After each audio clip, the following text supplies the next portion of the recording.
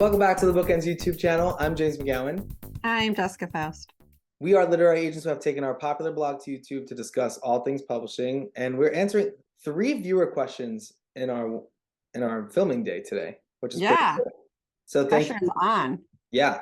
So thank you, Kate Coffer. Kate asked, could you share about the process to get a second book or third or fourth, etc., published? If an author secures an agent, does that automatically mean that agent is willing to try to sell any book that author writes? Do you come up with themes and plots and present them to your agent for them to agree to try to work with? What if an agent doesn't think they can sell a particular book you've written? Okay, so I think there are a lot of different answers to a lot of questions here. I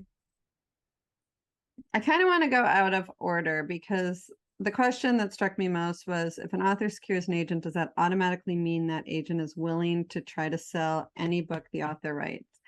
Straight up, the answer is no.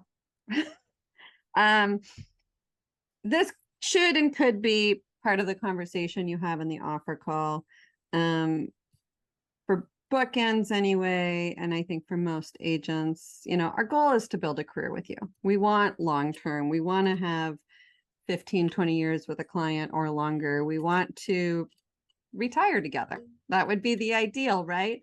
But that doesn't mean that we can just agree to sell any book, and it doesn't mean we can sell any book, and it doesn't mean that we should try, because that's a pretty big thing you're asking. Well, I think the first shift to help understand that is to know that we work together. It's not really like an employment thing, right? Like you don't employ an agent and an agent doesn't employ a writer. We sign on together. It's mutual agreement to work together. And it's usually a mutual agreement that's built on a shared vision and goal for one's career. So future decisions about future books after we sign on are typically things that we've discussed and we've both felt was a strong way to move forward and invest both of our time on. Yeah, I think that the truth is that we have every agent has worked with an author who just sort of demands that you try to sell whatever they write. And it typically, the relationship doesn't work. Doesn't last either. We bring an expert, you are the author, and you bring a skill set and an expertise that we don't necessarily have. And what we are bringing to you is an expertise and a knowledge of the market and other things that you presumably want and don't have. So anytime you write a book and just send it to your agent and say, now sell this, it doesn't work that way. Our goal is to build a brand for you. And so we do it together. Yeah, so there has to be some consideration of, well, what's your goal? What's your future? What do you want? And does this book fit in that? The other thing we want to make sure is that you're putting your best foot forward. I have had many authors that I've worked with for years and years and years who've sent me books, and I've said, I don't think this is the right choice for you. We can talk about why you want to do this, and we can talk about where you see your career, but we can also talk about the fact that I don't think this is going to get you to the level that you're looking to get at and might actually be a step backwards. Yeah, and that feedback from our point of view is not to like hurt your feelings or to do a book, like to knock a book off your radar that we don't want to work on, but it really is to save you and us an energy and time investment that you're going to make. It doesn't take a week to write a book. It's a huge investment, both in time and energy and mental everything. And if you're signing on a book, I mean, you're starting on a book, you should feel confident, both you and your agent should feel confident that's a book that can then sell. We're not in the business of just writing books and sending them out there. They have to eventually sell. And we know what the market is looking for. So we would not want you to write something we don't think would find leverage in a market. Yeah. And the other thing to consider with all of that is that both of us, the agent and the author, have limitations.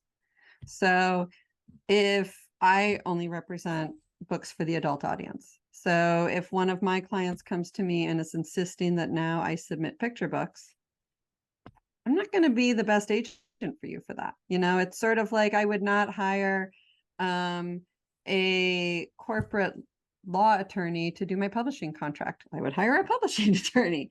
It's the same sort of thing. You have to have the right person for the right job. Flip side to that is I tend to represent a certain type of adult fiction. And if I come to you and say, well, this is great, but I want you to write something completely outside of what you normally write. Maybe you're a sweet, cozy writer, and I decide that horror is hot, so you have to write a horror. It doesn't make any sense either. No. You know, you very likely can't do that. You might be able to, some can, but there are limitations for all of us of what we can do. And trying to force somebody to work outside of that doesn't benefit either of us.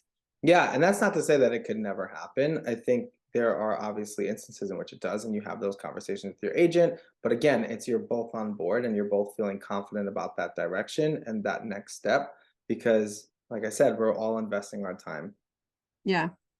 So what is the process of getting a second book or a third or fourth published? You know, I think that can be so dependent on the kind of publishing deal you first got. You know, did you get a multi-book deal? You know, was your agent able to do that? Also, what kind of books you're writing? Because certain books lend themselves to maybe a series or maybe a there are certain types of books and genres that are more apt to get a multi-book deal than others. Nonfiction, it's tough to get a multi-book deal in nonfiction. Adult fiction, more possible, depending on what genre you're in. So that can make a difference. I always suggest that before an author write their next non-contracted book, you talk with your agent. Yep. What do you want to write? What does the agent think would be a good idea? Here I have a list of 5 ideas, or I have 2 ideas, or I have 1 idea. I recently went on a submission with a brand new client. Within days of me going out on submission with this book, she sent me a 1-page write-up of her next idea. I said, this is brilliant. I love this, right away. And so she's been writing on that while we're on submission, which is perfect because now I know that what she's got could either be the second book on a contract or it could be the next book. I always recommend it too. It's maximizing time too, right? Like you're waiting, so you might as well do something.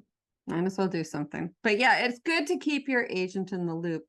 I once had an author who sent me a full manuscript, and a published author was working on her current contract, but sent me something new and completely different she'd been working on, unbeknownst to me. And I said, I can't do anything with this. You know, what you're writing now is perfect for the market. This idea, I am not going to be able to sell this. This doesn't work. I wish we'd had this conversation before you wrote an entire book. Yeah. Yeah, and that's what I was trying to say earlier too. Like, we really do want to make sure that we're setting you up for the smartest investment, especially because we're looking at your career as a big picture, right? Like, are we thinking 1 book a year? If you go off and you write a book that I had no clue about, that then you send to me and I can't do anything with, we kind of thrown ourselves off schedule too. Yeah. Yeah, and then I think if this is sort of happening repeatedly, you know, there are a couple things that can be considered. You know, is it possible that you and your agent have developed different visions for your careers that's not aligning anymore? Would you be better off leaving this agent for another agent? Do you still believe in this agent? Does this agent still believe in you? It's just that you haven't found the right idea yet. So the two of you want to just keep going until you find that right idea, nail it, and get that out. There are a couple different ways to go with that, and there's no right answer. There's no exact timeline. I think it's just a matter of your situation and knowing how you feel about things before you know, on what happens next. Yeah, and the agent too. There's really no standard, unfortunately. Like, and everything in publishing, there's no standard, but I think especially when we're talking about like the specifics of how you're going to work with your agent, it's so dependent on that agent, the genre, the age group, what you're working on, what your deals were, what your contract looked like. It's so dependent that we can spend days trying to like strategize for different types of situations. But the most important thing, I think, and the biggest piece of feedback I think we hope everyone takes away from is if you have an agent, use that agent, and use that agent by speaking to that agent about where you want to go next and where they think you should go next. You're not going to connect. Yeah, you're not going to connect if you don't communicate. And that's the most important thing that you can do for yourself, for your own time, but also for your career and your success. Yeah, and one thing I'd like to add is that there's often a conversation among authors of wanting to do a lot of different things. Or what if I want to change? I don't want to write romance anymore. I want to write YA or middle grade or whatever it is. What's missing in that conversation is that agents go through the same thing.